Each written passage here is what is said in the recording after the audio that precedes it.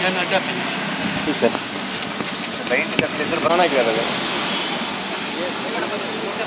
ಹಾಂ okay okay ಶೆಟ್ರ್ ಈ side ಬರ್ತೀವಿ.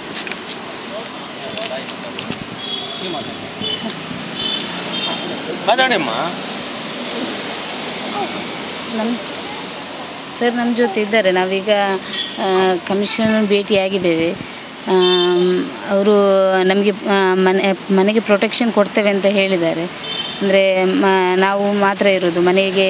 ಯಾರೋ ಬಂದಾಗೆ ಈಗ ಮಗು ಬಿಟ್ಟು ಬೇರೆ ನಮಗೆ ಯಾವುದು ಸಾಕ್ಷಿ ಇಲ್ಲ. ಆ ಸಾಕ್ಷಿಯನ್ನು ಅಳಿಸೋಕ್ಕೋಸ್ಕರ ಏನು ಬೇಕಾದರೂ ಮಾಡಲಿಕ್ಕೆ ಅವರು ರೆಡಿ ಇದ್ದಾರೆ. ಅದಕ್ಕೋಸ್ಕರ ಈಗ ಪ್ರೊಟೆಕ್ಷನ್ ಕೊಡಲಿಕ್ಕೆ ಸರ್ ಕಮಿಷನ್ ಹತ್ರ ಮಾತಾಡಿದ್ದಾರೆ, ಕೊಡ್ತೇವೆ ಅಂತ ಹೇಳಿದ್ದಾರೆ ನಮಗೆ. ಭಯ ಅಂದರೆ ನಾವೇ ಇರೋದು ಸರ್. ಮನೆಗೆ ಯಾರೋ ಬಂದಾಗೆ, ಟೈಲ್ಸ್ ಮೇಲೆ ಹೋದಾಗೆ, ಗೇಟು ಬಡ್ದಾಗೆಲ್ಲ ಸೌಂಡ್ ಬರುತ್ತೆ. ಯಾರೋ ಕಿಟಕಿ ಹತ್ರ ಪಾಸ್ ಆದಾಗೆಲ್ಲ ರಾತ್ರಿ ಹಾಗೆ. ಅದಕ್ಕೀಗ ಮನೆಯಲ್ಲಿ ನಾವೇ ಇದ್ದ ಕಾರಣ ಯಾರಾದರೂ ನಮಗೆ ಪ್ರೊಟೆಕ್ಷನ್ ಕೊಡಬೇಕು. ಯಾಕೆಂದರೆ ಈಗ ನಮಗೆ ಸಾಕ್ಷಿ ಮಗು ಬಿಟ್ಟು ಬೇರೆ ಯಾವ ಸಾಕ್ಷಿ ಇಲ್ಲ. ಅದೊಂದೇ ಸಾಕ್ಷಿ ಇರೋದು ಇವಾಗ. ಅದು ಅಳಿಸಿದರೆ ನಾವು ಮತ್ತು ನಮಗೆ ಯಾವುದು ಉಳಿದಿಲ್ಲ ಅಲ್ಲಿ. ಅದಕ್ಕೋಸ್ಕರ ನಮಗೆ ಪ್ರೊಟೆಕ್ಷನ್ ಬೇಕು ಅಂತೇಳಿ ಸರ್ ಹತ್ರ ಕೇಳಿದೆ. ಅವರು RDC ಹತ್ರ ಮಾತಾಡಿದ್ದಾರೆ. ಹಾಂ ಹೇಳಿದ್ದೇವೆ ಸರ್, ನಿನ್ನೆ ಹೋಗಿದ್ವು. ಆಗ ಹೇಳಿದ್ದೇವೆ ಸರ್ ಹತ್ರ, ಹೀಗೆ ನಮಗೆ ಮನೆಯಲ್ಲಿ ಇದಾಗ್ತಿದೆ, ಈ ಥರ ಯಾರೋ ಬಂದಾಗೆ ಎಲ್ಲ ಆಗ್ತಿದೆ ಅಂತ ಹೇಳಿದ್ದೇವೆ. ನಾವು ನಮ್ಮ ನಂಜುಂಡಿ ಸರ್ ಹತ್ರ ಮಾತಾಡಿದ್ದೇವೆ. ಅವರು DC ಹತ್ರ ಮಾತಾಡಿಸ್ತಾರೆ ಅಂತ ಸಹ ನಾವು ಹೇಳಿದ್ದೇವೆ.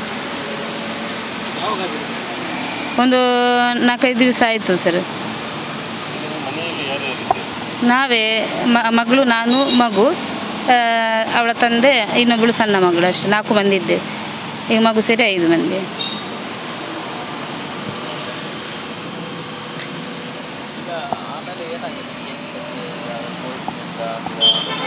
ಇಲ್ಲ, ಚಾರ್ಜ್ ಶೀಟ್ ಇದು ಮಾಡ್ತಾ ಇದ್ದಾರೆ ಅಷ್ಟೇ. ಅಂದರೆ 164 ಸ್ಟೇಟ್ಮೆಂಟಿಗೆ ಇದು ಮಾಡ್ತಾ ಇದ್ದಾರೆ.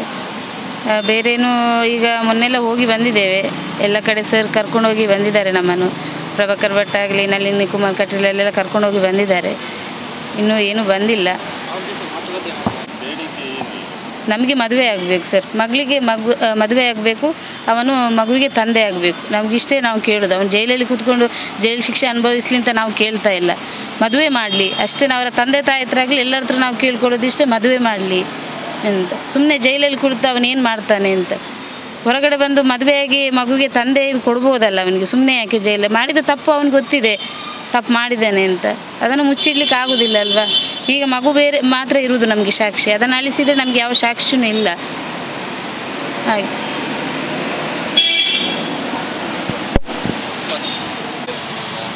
ಸರ್, ಒಂದು 5 ದಿವಸದ ಹಿಂದೆ ನನಗೆ ಫೋನ್ ಮಾಡಿದ್ರು ಅವರು.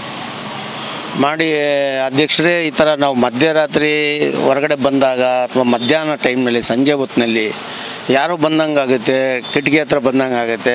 ಮತ್ತು ಇಷ್ಟು ದಿನ ನಾವೇನು ಫ್ರೀ ಆಗಿದ್ವಿ, ಆ ಫ್ರೀ ಇಲ್ದಿರೋ ರೀತಿಯಲ್ಲಿ ಆತಂಕ ಆಗ್ತೈತೆ ನಮಗೆ ಅಂತ ಹೇಳಿದ್ರು. ನೀನು ಎಲ್ಲಿ ಕೆಲಸ ಮಾಡ್ತೀಯಮ್ಮ ಅಂದೆ. ಇವರು ಯಾವುದೋ ಒಂದು ಹಾಸ್ಪಿಟ್ಲಲ್ಲಿ ಕೆಲಸ ಮಾಡ್ತಾರೆ. ಅದು 11,000 ರೂಪಾಯಿ ಪಾಪ ಸಂಬಳ ಬರುತ್ತೆ. ನಾನಂದೆ, ಫಸ್ಟು ನೀನು ಕೆಲಸ ಬಿಟ್ಬಿಡು. ನೀನು ಕೆಲಸ ಹೋಗಿ ಆ ಹುಡುಗಿ ಒಬ್ಬರೇ, ಯಾಕಂದರೆ ಅವ್ರ ಅಪ್ಪನೂ ಕೆಲಸಕ್ಕೆ ಹೋಗ್ತಾನೆ. ಸೊ ಆವಾಗ ಒಬ್ಬರು ಹುಡುಗಿ ಮತ್ತು ಮಗು. ಆಮೇಲೆ ಈ ಕೇಸಿಗೆ ಸಂಬಂಧಪಟ್ಟಂಗೆ ಮಗುನೇ ಆಧಾರ ಸ್ತಂಭ. ಈಗ ಎಲ್ಲ ವಿಚಾರಕ್ಕೂ ಸಾಕ್ಷಿ. ಏನಾದರೂ ಹೆಚ್ಚು ಕಡಿಮೆ ಇವ್ರು ಹೇಳೋ ಥರ ಆಗಿಬಿಟ್ರೆ ಆ ಹುಡುಗಿ ಅತಂತ್ರ ಆಗಿ ಹೋಗ್ತಾಳೆ, ಮತ್ತು ಆಗ ನ್ಯಾಯ ಸಿಕ್ಕೋದಿಲ್ಲ. ಅದಕ್ಕೆ ನಾನು ಇಮಿಡಿಯೇಟಾಗಿ ನೀನು ಕೆಲಸಕ್ಕೆ ಹೋಗ್ಬೇಡ, ಸ್ಟಾಪ್ ಆಗಿಬಿಡು ಅಂತ. ನಿಮ್ಮ ಸಂಸಾರಕ್ಕೆ ನಾವಿದ್ದೇವೆ, ಡೋಂಟ್ ವರಿ, ನೀನು ತೆಗೆದುಬಿಡು. ನಿಲ್ಲಿಸ್ಬಿಟ್ವಿ. ನಿಲ್ಲಿಸಿದ್ರೂ ಇದು ಆಯಿತು, ಇನ್ನು ಮತ್ತೆ ನಡೀತಾ ಐತೆ ಅಂತ ಹೇಳಿದ್ರು. ತಕ್ಷಣ ನಾನು ನೆನ್ನೆ ಎಲ್ಲ ಮನೆಗೆ CCTV ಎಲ್ಲ ಕಡೆನೂ ಹಾಕ್ಸಿ, ಆಮೇಲೆ ನಾನು IGP ಅವ್ರ ಹತ್ರ ಮಾತಾಡಿದೆ. ಈ ಥರ ಸಮಸ್ಯೆ ಆಗುತ್ತೆ, ಈಗ ಆಲ್ರೆಡಿ ಕೇಸ್ ಇದೆ. ನಾವು ಯಾವುದೇ ಕಾರಣಕ್ಕೂ ಲೀಗಲ್ಲಾಗಿ ಆತನಿಗೆ ಕಠಿಣವಾದ ಶಿಕ್ಷೆ ಕೊಡಬೇಕು ಅಂತೇನು ಹೋಗ್ತಾ ಇಲ್ಲ. ಮದುವೆ ಮಾಡಿ ಅವರು ಸಂಸಾರಸ್ಥರ ಥರ ಇರಬೇಕು ಅನ್ನೋದೇ ನಮ್ಮ ಇಂಟೆನ್ಷನು. ಅದಕ್ಕೆ ಕಲ್ಲಡ್ಕ ಪ್ರಭಾಕರ್ ಭಟ್ರ ಹತ್ರ, ನಳಿನ್ ಕುಮಾರ್ ಹತ್ರ, ಇಲ್ಲಿ ಎಲ್ಲ ಮುಖಂಡರ ಜೊತೆ ಮಾತಾಡ್ತಾ ಇದ್ದೇನೆ. ಇಂಥ ಸಂದರ್ಭದಲ್ಲಿ ಏನಾದರೂ ಆಗೋಗ್ಬಿಟ್ರೆ ಆಮೇಲೆ ಕಷ್ಟ ಆಗುತ್ತೆ ಅಂತ IGP ಅವ್ರಿಗೆ ಹೇಳಿದೆ. ನೀವು ಬನ್ನಿ 12 ಗಂಟೆಗೆ ಅಂತ ಇವತ್ತು ಕರೆಸಿದ್ರು. ಅವ್ರ ಎದುರುಗಡೆ ಕೂಡ ಅವರು ಕೆಲವೊಂದು ಪ್ರಶ್ನೆಗಳನ್ನು ಕೇಳಿದ್ರು, ಯಾವಾಗ ಏನು ಅಂತ. ಇವರು ಅದಕ್ಕೆ ಉತ್ತರ ಕೊಟ್ಟರು. ತಕ್ಷಣ ಅವರು ಅರ್ಜಿ ತಗೊಂಡು ಅದ್ರ ಮೇಲೆ ಒಂದು ಆರ್ಡ್ರ್ ಮಾಡಿದ್ದಾರೆ, ನೆಸೆಸರಿ ಆಕ್ಷನ್, ಇಮಿಡಿಯೇಟ್ ಪ್ರೊಟೆಕ್ಷನ್ ಕೊಡಿ ಅಂತ. ನಾಳೆಯಿಂದ ಅಲ್ಲೊಂದು ಪೊಲೀಸವ್ರನ್ನ ಕಳಿಸೋದು, ಒಂದು ಲೇಡಿ ಕಾನ್ಸ್ಟೇಬಲ್ ಕೊಟ್ಟು ಈಕೆ ಏನಾದರೂ ಹೊರಗಡೆ ಹೋಗ್ಬೇಕಾದ್ರೆ ಆ ಲೇಡಿ ಕಾನ್ಸ್ಟೇಬಲ್ ಜೊತೆಲೇ ಎಲ್ಲಾದರೂ ಹೊರಗಡೆ ಬರೋದು, ಮತ್ತು ಸ್ವಲ್ಪ ಸೂಕ್ಷ್ಮವಾಗಿ ಬದ್ಧತೆ ಕೊಡ್ತೀವಿ ನಾವು, ನೀವೇನು ಯೋಚನೆ ಮಾಡಬೇಡಿ, ನಿಮ್ಮ ಪ್ರಯತ್ನ ನೀವು ಮಾಡ್ತಾಯಿರಿ ಅಂತ ಹೇಳಿದ್ದಾರೆ. ಈಗ ನಾನು ಕಳೆದ ವಾರ ಬಂದಿದ್ದೆಲ್ಲ ಮಾಡಿದ್ದೇನೆ, ಇನ್ನೂ ನನಗೆ ರೆಸ್ಪಾನ್ಸ್ ಬಂದಿಲ್ಲ. ಇವತ್ತಿಗೂ ನಾನು ಮನವಿ ಮಾಡ್ತಾಯಿದ್ದೇನೆ, ಇದೆಲ್ಲ ನಮಗೂ ಬೇಡ, ಯಾರಿಗೂ ಬೇಡ. ಆ ಮಗ ಒಳಗಡೆ ಇದ್ದಾನೆ, ಅವ್ರ ಅಪ್ಪನಿಗೆ ಹೇಳ್ತಾ ಇದ್ದಾನೆ ಜಗನ್ ನಿವಾಸ್ ಅವ್ರಿಗೆ, ಆಟದಿಂದ ಏನೂ ಸಾಧಿಸೋಕ್ಕಾಗೋದಿಲ್ಲ, ನಾವೂ ಕೂಡ ಸುಮ್ಮನೆ ಇರೋದಿಲ್ಲ. ಈ ಸಂಸಾರ ಸರಿ ಹೋಗೋದಕ್ಕೆ ಎಂಥ ತ್ಯಾಗಕ್ಕೆ ಬೇಕಾದರೂ ನಾವು ರೆಡಿ ಇದ್ದೇವೆ. ಒಂದು ವೇಳೆ ಅವರು ಅದನ್ನೇ ಹಠ ಅಂತ ಅಂದ್ಕೊಂಡೋದ್ರೂ ಕೂಡ ನಾವೇನು ಬಗ್ಗೋದಿಲ್ಲ, ಇವರಿಗೆ ನ್ಯಾಯ ಕೊಡಿಸ್ತೇವೆ. ಅದಕ್ಕೆ ನಾನು ಇನ್ನೊಂದು ಭಾರಿ ಮನವಿ ಮಾಡೋದು, ಒಂದು ಮದುವೆ ಮಾಡಿಸ್ಬಿಡಿ. ಕನ್ನಡ ಭಟ್ರು ಹೇಳಿದ್ರು, ನಾನು ಒಂದು 15 ದಿವಸದಲ್ಲಿ ನಾನು ಇದನ್ನು ಸರಿ ಮಾಡ್ತೇನೆ ಅಂತ ಹೇಳಿದ್ದಾರೆ. ಅವ್ರು ಕರೆದು ಮಾತಾಡ್ತೇನೆ ಅಂತ ಹೇಳಿದ್ದಾರೆ. ಒಂದು 10 ದಿನ ಆಗಿದೆ. ಅಷ್ಟರೊಳಗಡೆ ಇದು ಬಂದಿರೋದ್ರಿಂದ ನಾನೇ ಬಂದು ಕೊಡೋ ಥರ ಆಯಿತು. ಬಟ್ ಏನೋ ನಿಮಗೆಲ್ಲ ಗೊತ್ತಿದೆ, ಯಾಕಂದರೆ ಒಂದು ದುರ್ಬಲ ಸಮಾಜ, ಆರ್ಥಿಕವಾಗಿ ಸಾಮಾಜಿಕವಾಗಿಯೂ ಕೂಡ ಹಿನ್ನಡೆ ಇರೋ ಸಮಾಜ. ಇಂಥ ಸಮಾಜದಲ್ಲಿ ಇಂಥ ಅನಾಹುತಗಳಾಗ್ಬಿಟ್ರೆ ತುಂಬ ಕಷ್ಟ. ಅದಕ್ಕೆ ನಾವು ಕೈ ಮುಗಿದು ಕೇಳೋದು, ಇಲ್ಲಿಗೆ ಸಮಾಪ್ತಿ ಮಾಡೋಣ, ಮದುವೆ ಮಾಡಿಸ್ಬಿಡೋಣ ಅಂತ. ನಮಗೂ ಕಷ್ಟ, ನಾವು ಇಡೀ ಸಮಾಜ ಪ್ರತಿದಿನ ಈಕೆ ಹತ್ರ ನಾವು ಮಾತಾಡಬೇಕು, ಈಕೆ ಧೈರ್ಯ ತುಂಬಬೇಕು, ಇದು ನಡೀತಾನೇ ಇದೆ. ಇದಕ್ಕೆಲ್ಲ ಒಂದು ಮುಕ್ತಿ ಸಮಾಪ್ತಿ ಏನಂತ ಹೇಳಿದ್ರೆ ಆ ಹುಡುಗನಿಗೆ ಬುದ್ಧಿ ಹೇಳಿ ಮದುವೆ ಮಾಡಿಸೋದು, ಅಷ್ಟೇ ಸರ್. ಇದು ಅಲ್ಲ, ಆ ಹುಡುಗನ ಪಾತ್ರ ಏನಿದೆ ಅಂತ ಗೊತ್ತಿಲ್ಲ. ನಾನು ಮುಂದಿನ ವಾರ ಸ್ವಲ್ಪ ಚರ್ಚೆ ಮಾಡಿ ಆ ಹುಡುಗನ್ನೇ ಭೇಟಿ ಮಾಡೋಣ ಅಂತ ಅಂದ್ಕೊಂಡಿದ್ದೀನಿ ನಾನು ಜೈಲಿನಲ್ಲಿ. ಯಾಕಂದರೆ ಆ ಹುಡುಗನ ಒಳಗಡೆ ಇಟ್ಟು ಬರೀ ಅವ್ರ ತಂದೆ ತಾಯಿಗಳು ಅವರೇ ಮಾತಾಡ್ತಾ ಇದ್ದಾರೆ. ಅವ್ರ ರಿಯಾಲಿಟಿ ಏನು ಅಂತ ಗೊತ್ತಿಲ್ಲ. ಒಂದು ಅವನು ಹೆಂಗೆ ಅಂತ ಆ ಹುಡುಗಿಗೆ ಗೊತ್ತು, ಆ ಹುಡುಗಿ ಏನು ಅಂತ ಅವನಿಗೆ ಗೊತ್ತು. ಅವನಿಂದ ಏನಾದರೂ ಒಂದು ಅಷ್ಟು ವಿಷಯ ತಿಳಿಬೋದಾ ಅನ್ನುವಂಥ ಒಂದು ಯೋಚನೆ ಮಾಡ್ತಾ ಇದ್ದೇನೆ. ಇದೆಲ್ಲ ಆದಮೇಲೆ ಆ ಹುಡುಗನ ಹತ್ರನೂ ಕೂಡ ಕಾನೂನುಬದ್ಧವಾಗಿ ಆ ಹುಡುಗನ ಜೊತೆಲಿ ಹೋಗಿ ಮಾತಾಡೋದಕ್ಕೆ ಏನಾದರೂ ಅವಕಾಶ ಇದೆ ಅಂತ ನೋಡಿ ಜೈಲಲ್ಲೇ ಆ ಹುಡುಗನೂ ಕೂಡ ಭೇಟಿ ಆಗಬೇಕು ಅಂತ ಇದ್ದೇನೆ. ವಸ್ತುಸ್ಥಿತಿ ಹೇಳ್ತೇನೆ. ನೀನು ಜೈಲಲ್ಲಿ ಏನಪ್ಪ ಮಾಡ್ತೀಯ? ಮಗು, ಚಿನ್ನದಂಥ ಮಗು ಇದ್ದಾನೆ, ಗಂಡು ಮಗು ಇದ್ದಾನೆ, ತಪ್ಪಾಗಿದ್ರೆ ನಾವು ಕ್ಷಮಿಸ್ತೀವಿ, ನೀನು ಕ್ಷಮಿಸು, ಒಂದಾಗಿ ಬಾಳ್ರಿ ಅನ್ನೋ ಮಾತನ್ನು ಹೇಳಬೇಕು ಅಂತ ಇದ್ದೀನಿ ಜೈಲಿಗೆ ಹೋಗಿ. ನೋಡಿ, ಅವಕಾಶ ಸಿಕ್ಕಿದ್ರೆ ಅದನ್ನೂ ಮಾಡ್ತೇನೆ. ಎಲ್ಲ ರೀತಿಯಿಂದನೂ ಮಾಡ್ತಾಯಿದ್ದೇವೆ. ದೇವ್ರ ಆಶೀರ್ವಾದ ಮಾಡಬೇಕಷ್ಟೆ. ನಮ್ಮದು KP ನಂಜುಂಡಿ ಅಂತ. ಹೋಗ್ಬೋದಲ್ಲ? ಅಲ್ಲಿ ಮತ್ತೆ ಕೇಳಬೇಕಲ್ಲ, ಇಲ್ಲಾಂದರೆ ಅವರು ಬೇರೆ ಥರ ಆಗ್ತಾರೆ.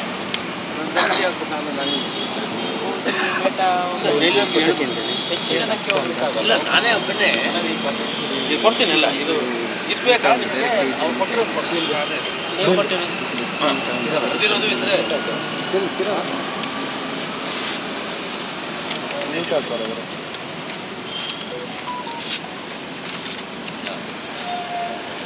ಏನೋ ಒಂದು ಒಳ್ಳೆ ಫೋಟೋದಲ್ಲಿ ಬಂದೋದ್ರೆ ಕೆಲಸಗಳು ಭಾಳ ಇದೆ.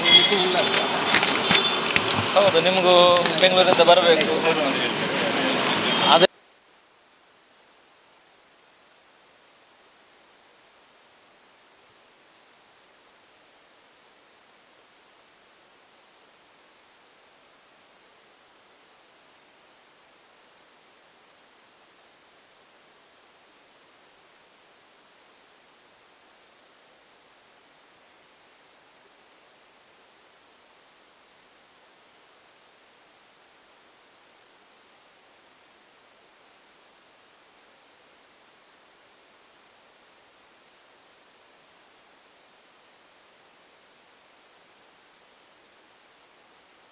SP ಅವ್ರ ಮುಂದೆ ಡೈರೆಕ್ಷನ್ ಕೊಟ್ಟರು ಇದನ್ನೆಲ್ಲ ಮಾಡಿ ಅಂತ.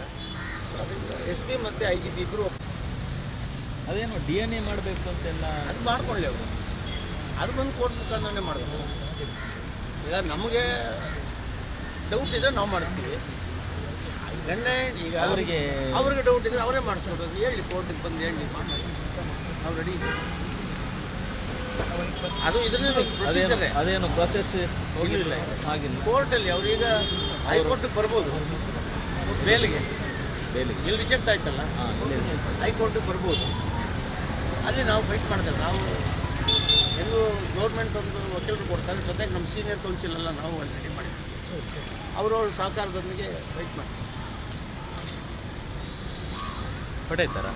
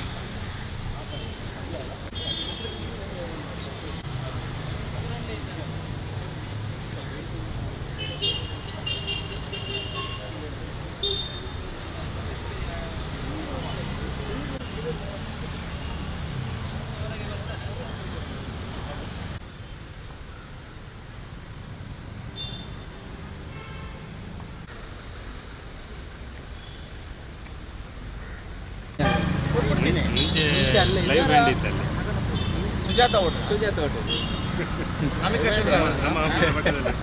ನನಗೆ